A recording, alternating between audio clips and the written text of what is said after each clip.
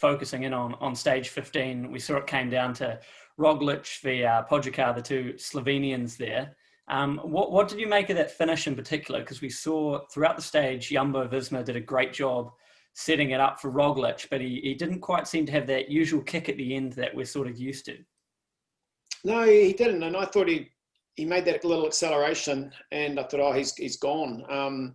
Because he's got that explosiveness on the top of the hill we've spoken about. He's got that kick almost like Geraint Thomas as a track rider to accelerate. But so's Pogačar, and he proved that today. In that sprint, I think it was a little bit, Pogačar had the better line, he had the kick, he had the advantage, and also a little bit of respect, I think. The yellow jersey going, we've done my job today, I'm here to win the Tour de France, and I'm not going to, take the stage. Maybe, or he just didn't quite have, as you mentioned, that kick to get over the top.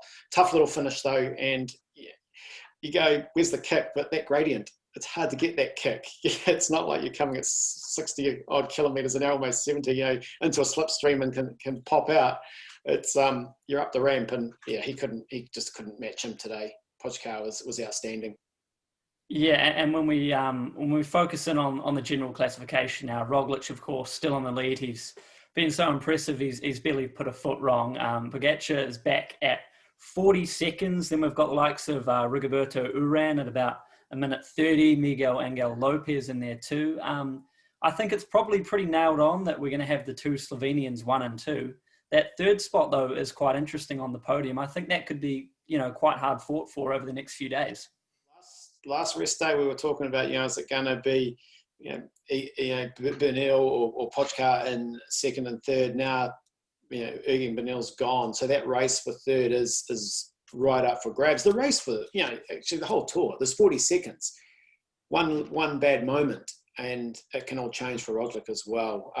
Guil Martin today, when he punched it at the bottom of the climb, his teammate towed him back up, but you're in the red zone. And then he ended up dropping from third to, where is he now? 11th overall on the general classification. That's how brutal it can be. So, we haven't got anyone sitting there with minutes gaps. We're talking seconds, 40 seconds between first and second. Lopez in fourth at 1:45. There's still some big racing to come, Henry. And I think, Rigoberto Urán will be feeling pretty good where he's sitting right now, because like the others, he can still time trial a bit. Richie Porte rode outstanding today. Imagine that. Imagine if he hadn't lost that minute and a half in the crosswinds. Bad positioning's cost him dearly in this Tour de France in one stage. Yeah, Porte is a guy who he hasn't had much talk about him. He hasn't got a star-studded team around him, but every climb so far, we've seen him right there on the wheel. We've seen him even tried a little attack today. He's been really impressive for me for a guy that I don't think anyone was really expecting too many big things from. No, he's at the twilight, I guess, of his career. Certainly as a Grand Tour contender, he climbed brilliantly today. He looked really good. He tried to attack, didn't he? Really, after Yates, but at the speed, like I said, at what they're climbing at, it's nearly impossible to attack. You just can't. Like, Jumbo did such a great job. The turn of Wout van Aert's 7 kilometres up that climb, going full gas, 24 kilometres an hour. That's just out of this world. Then when George Bennett took over, he took over on the steepest part of the climb. It's up around between 11 and 14%. And I know Ant said, Ant McCrossan in the commentary, he hasn't really lifted the pace. It's really hard to lift it when you're already going at max speed on those climbs. But he maintained that same speed and hurt some guys on the steep slopes. That's really hard to do. George looked good today as well, which was impressive. And then President Roger, he didn't have to do anything. They didn't even have to use Sepp Kuss today. They used de Moulin, they used George, they used Wout van Aert and Robert Giesink earlier in the stage. They didn't even have to use Sepp Kuss. He was just sitting there. So this team is absolutely bulletproof right now. Yeah, I wanted to sort of drill on that Jumbo-Visma dominance, because it's obviously far too early to sort of say they're building the same sort of dynasty, I guess, of Team Sky or Ineos now. But when you see the way they rode up that climb from top to bottom, bottom to top, they were absolutely perfect. Everyone was in their right role. I mean, it's a pretty scary prospect, and it's almost in a sense a changing of the guard, even though perhaps that's a bit premature. But with the way they're going, they're looking so dominant. They've looked dominant from from day one. We did question some of their tactics a little bit. They haven't let anybody into the bike race, though. They haven't let a break go. They haven't let a break get out more than 2.5, 3 minutes. We're used to seeing, on a day like today, traditionally in the Tour de France, you would see that the breakaway riders get to the bottom of the Grand Colombier with 5 or 6 minutes and have a chance of winning the stage. And the GC guys going full gas to bring it back. Jumbo-Visma aren't riding like that. And they haven't ridden like that really from day one in this Tour de France. They've kept everything tight. You could say, Roglic's riding defensively, but he's got the lead. It's up to everybody else to take it off him. He doesn't have to go on the attack. He doesn't have to try and be a hero. And that's, he's riding like many of the great Tour champions. Miguel Indurain rode very much the same way. Just follow the guys in the mountains, do what you need to do, and then he relied on the time trial. Roglic's thinking of the time trial as well. They've all got that in the back of the mind. So the energy you burn today, tomorrow, is energy you may not have for that final time trial. So Jumbo-Visma have controlled this race just really, really well. No other team's been able to take that dominance off them. Sunweb would probably be the next team that's ridden outstanding. Bora burnt a lot of matches to try and win that for Peter Sagan, who's still chasing that green jersey, and that's going to be a great battle right down to the Champs-Élysées. If Sam Bennett survives the next few days that are coming up. The green jersey competition is really exciting. Will Jumbo let anyone get away? Will they let any break go out to 5 or 6 minutes? I don't know. They haven't done it to date, and they seem to be comfortable riding on the front. Absolutely. They seem to have no worries, and Primož Roglic seems to be ordering them around and getting them in the perfect position. We briefly touched on George there. Obviously, he did a great job in the right position, and he did a nice turn to help set that up. Another one of the Kiwis who's been relatively active is Jack Bauer too, from Mitchelton-Scott. We've seen him at the front, but we've also seen him get in the breakaway a few times, just hasn't been able to make it stick yet. No, he hasn't, and tomorrow might be a good day for him. And it was unfortunate for us to lose Sam Burley as well. Sam's ridden a great tour. He did so much work when Mitchelton had the yellow jersey and Yates had it, just towing him around, and to fall and leave the tour that way. Jack, though, he's looked good. He's been lining up there in the sprints, trying to position the sprinter. Well, he has been positioning the sprinter. The sprinter hasn't just had the legs to do the job for the team. Tomorrow would be a great day to go in the break. I think after the rest day, that stage, if you're feeling okay, that could be a day where Jumbo go, today, we do need to save some energy. We've got a big stage coming up. Stage 17 is another really tough day. It's a big GC day. It could be a good day. And man, I would love to see Jack Bauer. If he could get into a breakaway with the right sort of guys, he's got a good kick on him. He's strong as well. So, he could finish fast. And man, New Zealand, we need what's this, the 103rd tour or something? We haven't had a stage win yet. It would really be great to have one. And George is just not in a position to win a stage when he's got to do so much work. So Jack, a breakaway between now and Paris, it's our big chance. Absolutely. I think we'd certainly love to all see Jack get in amongst it there. Just back to Bernal, obviously, 8.5 minutes down.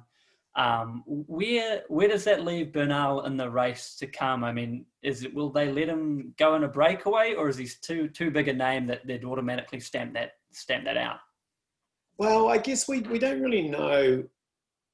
Has he still got a little bit of an injury? Is his form just not? Well, we know it's not where it needs to be, but what are the reasons for that? Does he start thinking about now the World Champs is on quite a tough course? Whether he finishes 10th on GC, 6th on GC, or 20th, it doesn't really matter to him. His race is done. The hard thing for him will be to keep the morale going to finish the tour and finish strongly. But these guys, like all top athletes, they got pride. So he may go out on the attack. He's got absolutely nothing to lose and could rip the race apart. But to do that, you've got to be able to break Jumbo's dominance somehow. And there's just nobody in the race to do that. So Ineos, their lineup is not what we're used to in the Tour de France. We're used to seeing much more experience. The riders they're relying on, Michael Kwiatkowski, former world champion, brilliant bike rider, but he's not a guy that should be carrying you up the mountains. So they haven't got that depth of guys on the mountain. So there's, a lot of questions being asked around the selection of that team.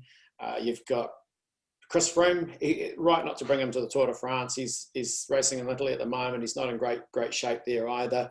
But Geraint Thomas, he'll probably win that race. He's lying, I think, second or third. I haven't had a look at the results, but there's a time trial coming there. If he wins that, then there's a few questions going to be asked. Why wasn't he at the Tour de France?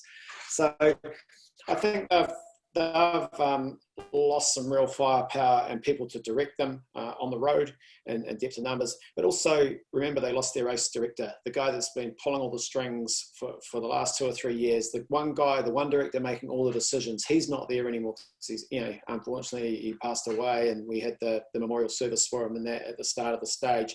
Massive loss. And also Ryder Lingworth, a massive loss to the team. He was the guy that brought a lot of the sports science to Sky, and he was there, pretty much from the start, and not having him there as well. So, they've got great riders, but you still need the management. And Jumbo-Visma, you talk about building that dynasty, they've done it slowly. They've brought in the right riders, they've built the team, and they've got really solid race support, good directors directing the team. So, Bernal, I don't know. I'd love to see him go on the attack on one of the mountain stages just to see if he can rip the race apart, but it's easier said than done. You've got to have great legs. Yeah, absolutely. And we don't know whether he has those based on that performance on stage 15. Looking ahead after the rest day, obviously there's another batch of coronavirus tests. So hopefully those come up all good again like last time, and we can keep racing. Looking ahead to the stages to come, obviously the business end, what are the ones that stand out to you in terms of the stages? Well, as you said earlier, like that, tomorrow's stage, or stage 16, it's not an easy stage. It's up and down. There's a lot of climbing in that stage. You might go 170k and still do, I don't know how many meters of climbing, but it's just up and down, up and down. Great day for a break to go. Lots of teams now are desperate to get in the break. The race directors will be saying to them, you must be in the break. They don't, if you don't win the stage, it doesn't matter, but you must be in the break. So that's going to be the first thing. The teams, a lot of teams in the Tour, they haven't had any real TV time yet. So the break may go. So that stage 17, that's tough. 2 big climbs in that. Finish up with another H category finish. Big GC day. If anyone's going to shake it up, it'll be on that same day, but I expect to see Jumbo-Visma do exactly the same. I would expect to see on stage 17, maybe Prince Roglic just stamp his authority on the race. Then take it a little bit easier, maybe 18, but stage 18 still got 4,000 meters of climbing, 175 kilometers. Nothing looks that big, but you add all that up at the end of 3 weeks and the legs are getting tired. Then, of course, you've got the time trial to finish off with. Pogačar today in his interview, he's got a lot of confidence. This team's not around him, but he's riding with so much confidence. In his interview, they said, wish them well for the recovery. Good rest day, and was he going to try and win the Tour de France? And he just went, of course. Nothing about Visma are going well, Roglic's going great. No, I'm here to try and win the Tour de France. So 21 years of age, he's riding with a lot of confidence and then no fear. So yeah, it's going to be a great battle, Henry, over the next few days. I think this could be, and we're going to get to Paris for sure. It's a race, one of the hardest, fastest Tour de France I've seen, actually, right from the get-go. When we look ahead to Paris, who are you sort of expecting will be the one that wears yellow on the Champs-Élysées? Well, right now, I think Prince Roglic, he deserves it. The team deserve the jersey, the way they've ridden. They came into the race with a mission. They did the right thing. They pulled him out of the Criterium Dauphiné when he crashed and was injured, and to give him the chance to recover. It would have been really easy to keep racing, win that, and that would have cost them dearly now. So they did the right thing. They've made all the right moves. The riders and the team have made the right decisions at the right time. Dumoulin saying, I haven't got the legs for this. I'm here to help. The work George's doing, the work that Robert Giesink's doing, Sepp Kuss, I don't know what he's going to do. He might be a guy to watch out for on stage 17, because today he was like having a cigarette going up the climb and looking $1 million sitting on the back wheel. Into yellow, I think I said Dumoulin was going to win the Tour, so I'll go with you and say it's Roglic's going to win the Tour. The big battle in Paris, though, the exciting one, is the green jersey. That is going to be mammoth over the next few days. If Sam Bennett can hang in there, Peter Sagan's got his work cut out to win his 8th title. Yeah, we'll just quickly touch on that before we go. It's been quite strange. I think we're so used to seeing Sagan win it just so comfortably in a barely bare competition at all. But right from the start, he just wasn't quite getting the extra kick in the sprint on the sprint finish stages. We've seen consistently he's been beaten in the intermediate sprints. He obviously has the edge over Bennett on the climbs, but he's still not climbing perhaps as well as he has in the past. And it's looking like Bennett's to lose, really, I think. A little bit, yeah. Cause, he's got to finish inside the time limit, and that's no easy task either. When you're tired, he's quite lucky. I think the stage 17, the sprint is before the mountain in the middle, so that'll give him some points. I think it's the same after the rest day. He should be able to go for the points there. But then he's got to survive. Stage 17, stage 18 for Sam Bennett is finishing inside the time limit. So, the whole team might have to be back there to look after him and get him through. That's, definitely Peter Sagan will be hoping that he doesn't get over the mountains. I think the other thing that's looked a little bit different this year, you're right about Peter Sagan. He hasn't had that kick he usually has and hasn't been getting over, well, he's been getting over the climbs well, but the opportunities haven't been there because Jumbo haven't let anyone go. So there's been, there hasn't been a breakaway of 15 riders to win the sprint from. There's been 2, 3, 4 at 2 minutes, and then there's still been quite big points. We're used to seeing breakaways with Peter Sagan, and if he wins the sprint or doesn't, he's still collecting massive points. And if your opponents miss that break, all the points have been taken because there's 15, 16 guys in the front group. Right now, we've only seen breaks of 3, 4, 5, 6. Matteo Trentin's been scoring a few points as well. Sam Bennett, it is his to lose right now. You're dead right. And it's not going to be easy to survive the next few days and get to Paris. But that sprint on Champs-Élysées could be the one that decides the green jersey. And I don't think that's happened since Baden Cook and Robbie McEwen went head-to-head. And Baden Cook didn't have the green jersey and got the upper hand and won it on that last sprint. So we might see the same again. I haven't looked at the points difference to see what's possible. Yeah, I think it's certainly been great this year anyway to see a lot more of a competition and a lot more interest in the jersey and the sprinters purely because it hasn't been decided so early on. That's been really good to watch, and that's one of the key battles leading into the last few days. And of course, all the action live on Sky Sport 3. So make sure you're watching that leading into the business end. Any final thoughts from you, Del? No, I think it's a pretty good summary of the race. And you're right, Sky Sport Stage 17, don't go to bed, stay up. It's going to be epic. Yeah, that's always a challenge though, isn't it? See if it gets to about 1 a.m. and the eyelids start closing and you're up struggle street. But I think you're right. Maybe that's the one to push on through.